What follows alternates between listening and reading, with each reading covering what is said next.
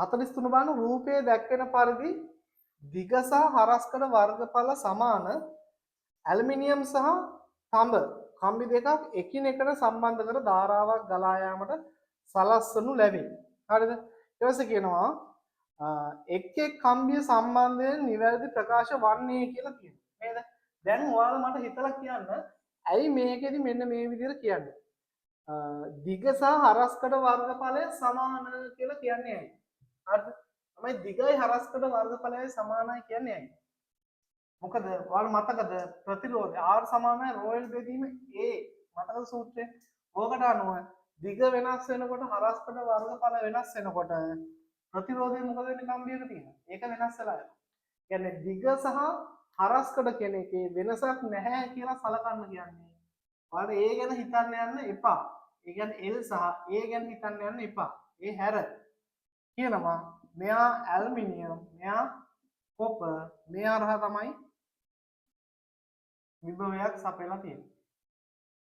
හරිද? ඒ කියන්නේ මෙයා මේ දෙන්න පිටින් බැලුවොත් ඒ කියන්නේ ඇල්මිනියම් කොපර් කියන දේ අමතක කරොත් මේ දෙන්නගේ පරිමාව එකයි, හැඩය එකයි, දෙන්නම එකම වගේ. හරිද? ඒ කියන්නේ නියුන් වගේනේ. හරිද? එක වගේ. ඊට පස්සේ හිතන්න කියනවා මෙන්න මේ දෙක හරහා තියෙන විභව බැස්ම සම්බන්ධයෙන් ප්‍රකාශ ගැන කතා කරනවා. මට ඊට කලින් කියන්න දැන් දෙන්නම එක වගේ වුණාට ඇල්මිනියම් වල ප්‍රතිරෝධයයි කොපර් වල ප්‍රතිරෝධයයි එකම අගයක්ද වෙනස්ද? හරිද? දැන් හිතන්න. R සමානයි රෝයල් බෙදීම A. දිගේ වෙනසකුත් නැහැ. එයා නියතයි. හරස්කඩේ අවුලකුත් නැහැ. එයාත් නියතයි. හැබැයි මෙන්න මේ රෝ ප්‍රතිරෝධකතාවය. මේ ප්‍රතිරෝධකතාවය කියලා කියන්නේ මොකද්ද? මෙන්න මේ අදාළ ද්‍රව්‍යයට අදාළව එයාගේ ප්‍රතිරෝධකතාවය. එයාව ද්‍රව්‍ය වෙනස් වෙනකොට මේ ප්‍රතිරෝධකතාවය අඩු වැඩි වෙන්න පුළුවන්. එහෙනම් එයා සමානුපාතිකයි ප්‍රතිරෝධයට. තේරුණාද? ප්‍රතිරෝධකතාවය වැඩි නම් ප්‍රතිරෝධය වැඩි වෙනවා. ප්‍රතිරෝධකතාවය අඩුයි නම් ප්‍රතිරෝධය අඩු වෙනවා. හේතුව අනුලෝම සම්බන්ධතාවය මේ අතර තියෙනවා. හරිද?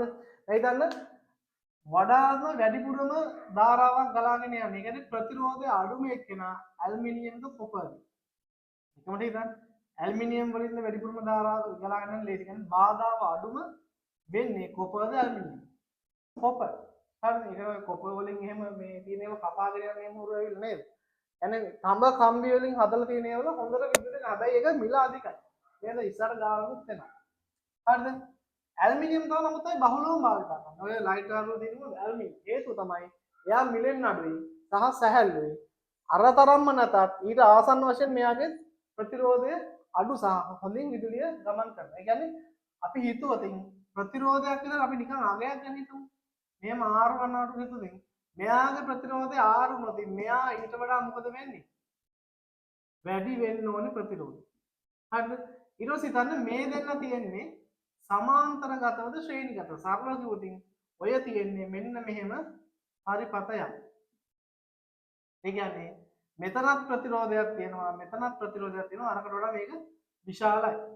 හරිද? එතකොට මේක හරහා ගලාගෙන යන්නේ මොන ධාරාවක්ද?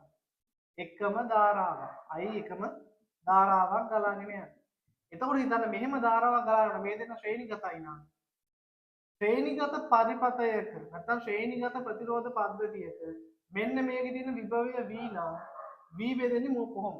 V මේ දෙන්නට අනුව බෙදෙන්නේ කොහොමද? ඒ කියන්නේ දාලා හිතන්න මෙතන වෝල්ට් 10ක එකක් නම් තියෙන බැටරිය. අපි හිතමු මෙයාගේ ප්‍රතිරෝධය වැඩි මෙයාට වඩා මෙයා ඕම් 6යි මෙයා ඕම් 4යි වුණේ. මේ විභවය බෙදෙන්නේ කොහොමද? 10න් 6ක්. එහෙනම් මේ හරහා තියෙන විභවය 6යි. මේ හරහා තියෙන විභවය 4යි විදිහට. ඒ කියන්නේ ධන පැත්ත 10යි කියලා හිතලා මෙහා බිඳුවයි කියලා හිතුවොත් මෙන්න මේ ප්‍රතිරෝධය මේ පැත්ත බිඳුවයි. මෙතන 4යි. මෙතන 10යි. 10න් 4ක් ගියාම 6යි. 4න් බිඳුවක් ගියාම 4යි. ඔහොමයි විභවය බෙදලා යන්නේ. පැහැදිලිද? එතකොට බලන්න මේකේ තියෙන කතන්දර ටික බලමු. 1. කම්බි දෙක හරහා විභව බැස්ම සමාන වන අතර ප්‍රතිරෝධ වෙනස්. එහෙනම් විභව බැස්ම මොකද වෙන්න ඕනේ? වෙනස්. ඒ කියන්නේ වැඩි එක්කෙනාට වැඩි. ඒ ප්‍රතිරෝධය වැඩි එක්කෙනාගේ විභව බැස්ම වැඩි. ප්‍රතිරෝධය අඩු එක්කෙනාගේ විභව බැස්ම අඩුයි. ඊට පස්සේ හිතන්න සමාන වන. ඒ කියන්නේ සමාන කියන වචන නිසා තමයි පළවෙනි උත්තරේ වරදින්නේ. ඊට පස්සේ ඒවා තුලින් ගන්න ධාරා වෙනස්. ඒ කතාවත් හරි. මොකද මේ මොන ප්‍රතිරෝධය හරහා ගලාගෙන ගියත් ගලාගෙන යන්නේ එකම I ධාරාවක්. මේ කරා ගලාගෙන යන්නේ එකම I ධාරාවක්. මේක තනි සම්මුත පද්ධතිය. එහෙනම් ඒ පළවෙනි උත්තරේ විභව බැසු සමානයි කියන එකත් වැරදි. ගන්න ධාරාව වෙනස් වේ කියන එකත් වැරදි. දෙක බලන්න. කම්බි දෙක හරහා විභව බැස්ම සහ ඒවා තුලින් ගලන ධාරාව සමාන වේ. මේ දෙකේ විභව බැස්මත් සමානයිලු. මේක තුලින් ගලන ධාරාව සමානයි. ගලන ධාරාව සමානයි. නමුත් මේ දෙක හරහා විභව බැස්ම සමාන වෙන්නේ නැහැ. හේතුව මේක ಜಾති දෙකක්. මේ දෙකේ ප්‍රතිරෝධකතාවයන් දෙකක් තියෙනවා. පැහැදිලිද? තුන බලන්න කම්බි දෙක හරහා විභව බැස්ම වෙනස් වන අතර ඒවා තුලින් ගලන තුලින් එකම ධාරාව ඔව් මේ දෙක හරහා විභව බැස්ම වෙනස් කියනවා. ඔව් ඒ කියන කතාව හරි. එකම ධාරාවක් ගලාගෙන යයි. ඔව් ඒකත් හරි. ඒ කියන්නේ තුන කියන උත්තරේ හරි. හතර බලන්න. කම්බි දෙක හරහා විභව බැස්ම වෙනස් වන අතර ඒවා තුලින් ගලන ධාරාවද වෙනස් වේ. විභව බැස්ම වෙනස් කියන කතාව හරි. හැබැයි මේවා තුලින් ගලන ධාරාව වෙනස් වේ කියන එක වැරදි. මොකද එකම ධාරාවක් මේ පරිපථයේ ගමන් කරන්නේ. හරි. පහ බලන්න. එක් එක් කම්බියේ තාප උත්සර්ජන ශීඝ්‍රතාවය සමාන වේ කියලා තියෙනවා. අපි ගත්තොත් සරලව V සමානයි VI කියලා ගන්න. දැන් මේක හරහා තියෙන්නේ එක විභවයක්. මේක හරහා තියෙන්නේ තව විභවයක්. එකම ධාරාවක් තමයි ගලාගෙන යන්නේ. නමුත් ක්ෂමතා උත්සර්ජනය විභවය වැඩි කෙනාගේ වැඩි වෙනවා. ඒ කියන්නේ ප්‍රතිරෝධය වැඩි කෙනාගේ විභවය වැඩි. එයාගෙන් වැඩි ක්ෂමතාවයක් නැත්නම් වැඩි ශක්ති හානියක් සිද්ධ වෙනවා කියලා අපිට ගන්න පුළුවන්. ඒ කියන්නේ මෙයා මේ කියන විදිහට සමාන වෙන්නේ නෑ. දෙන්නගේ වෙනස් දෙකක් තමයි තියෙන්නේ. එහෙනම් අපිට 43 උත්තරේ ගන්න පුළුවන් අංක 3 කියලා.